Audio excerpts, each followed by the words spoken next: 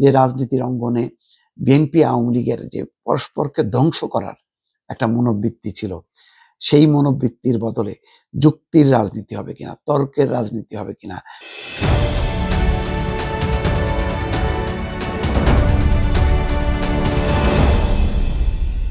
এখন প্রশ্ন দাঁড়াবে যে বেগম খালেদা জিয়ার অনুপস্থিতিতে রাজনীতিটা কোন দিকে গড়াবে, রাজনীতির সংস্কৃতিটা কেমন হবে, সেটাই হবে এখন কিন্তু মুখ্য বিষয়।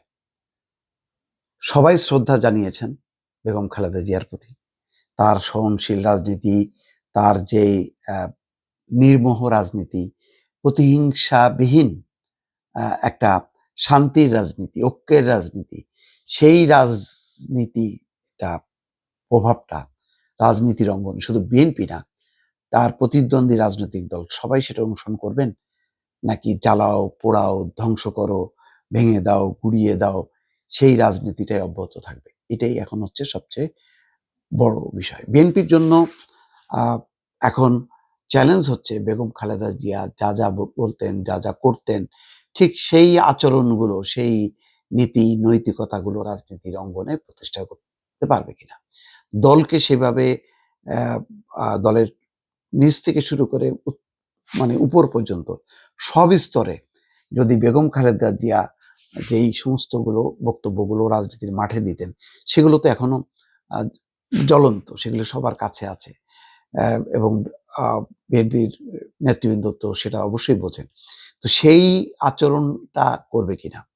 তার প্রতিপক্ষ যে রাজনৈতিক দল জামাত সহ অন্যান্য রাজনৈতিক দল, যাদের মধ্যে কারোর মধ্যে বিরোধী, কারোর মধ্যে এক ধরনের অসহিষ্ণুতা আছে, এক ধরনের ভাঙচুর করা, জ্বালাও পোড়াও করা, উত্তেজনা তৈরি করে রাজনীতির মাঠটা নিজের নিয়ন্ত্রণে নিয়ে আসার যে প্রবণতাটা, সেটা থাকবে কিনা। সবচেয়ে বড় কথা হলো যে রাজনীতির অঙ্গনে বিএনপি আওয়ামী লীগের যে পরস্পরকে ধ্বংস করার একটা মনোবৃত্তি ছিল, সেই মনোবৃত্তির বদলে যুক্তির রাজনীতি হবে কিনা, তর্কের রাজনীতি হবে কিনা, বিপক্ষের মতকে সহ্য করার রাজনৈতিক কালচারটা আত্মস্থ করবে কিনা।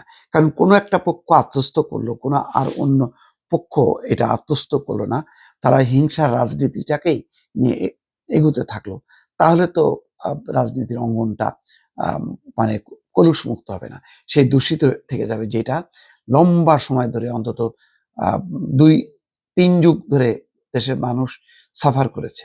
যে আওয়ামী লীগ বিএনপির যে পারস্পরিক যে সম্পর্ক ছিল, সেটা সাংঘাতিক রকম মারমার কাটকাট, সেই সম্পর্কের বদলে একটা শান্তি, ঐক্য, সহনশীলতা ফিরে আসবে কিনা, সেটা হচ্ছে এখন সবচেয়ে বড় বিষয়।